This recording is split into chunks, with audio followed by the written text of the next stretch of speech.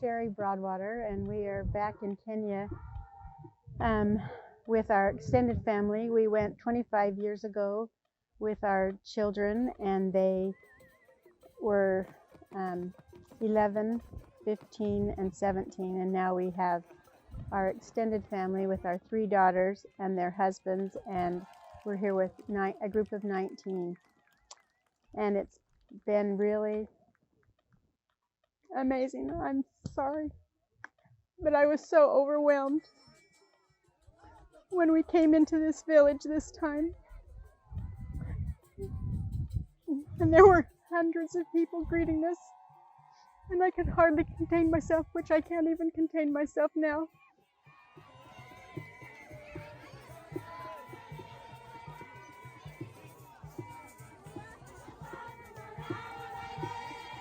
I came here about 25 years ago as the oldest of 3 sisters, and I'm really excited to be back with my own family to share some of the things that I learned and to hopefully give my kids the experiences and the understanding that I gained from my first expedition. I wanted to bring my kids here to help them see things outside of themselves and outside of their little bubble that they live in. I wanted them to see that there are so many wonderful people in the world who have so much to teach and so many skills that you can't really learn by focusing so much on yourself.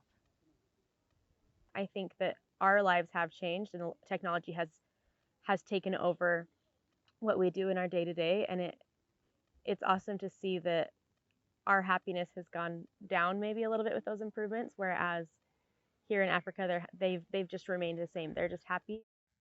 It's been a dream of our families for a long time for my husband and I to bring our children and grandchildren back to Africa to experience and see and feel how people live differently. And we've been so blessed to come back here, and we hope that our grandchildren will see that the world is big and there are great people everywhere. I think it's one thing, especially for our kids, to do like a fundraiser at home or to say we're donating money to someone, but for them to be able to come here and see the people, see the need, and be able to experience, be able to go to the classroom here and to play soccer and have friends here, even though they're maybe not speaking the same language, but to make that connection with people, I hope and I assume will have a lasting impact on these young kids.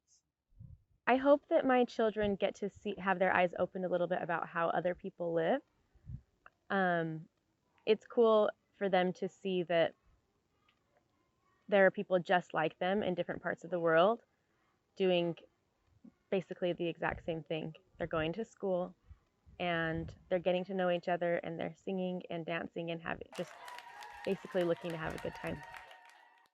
What you realize when they're in a drought is the rain doesn't come to fill the ponds up. So they're not only without food, they're without water. So the government and NGOs and churches all band together and drop off water tanks that they don't know how to hook up or how to use or how to fill. So there's some disconnects between the world and these people that I think the choice is working to solve. So for me it was a very touching week with the cultural exchange between my children and grandchildren. There was one guy here this week named Sudi who was in Mwangoloto when we came 25 years ago. And he either remembered me or he acted like he remembered me. So we had this bonding experience all week. So that was a favorite part of my week.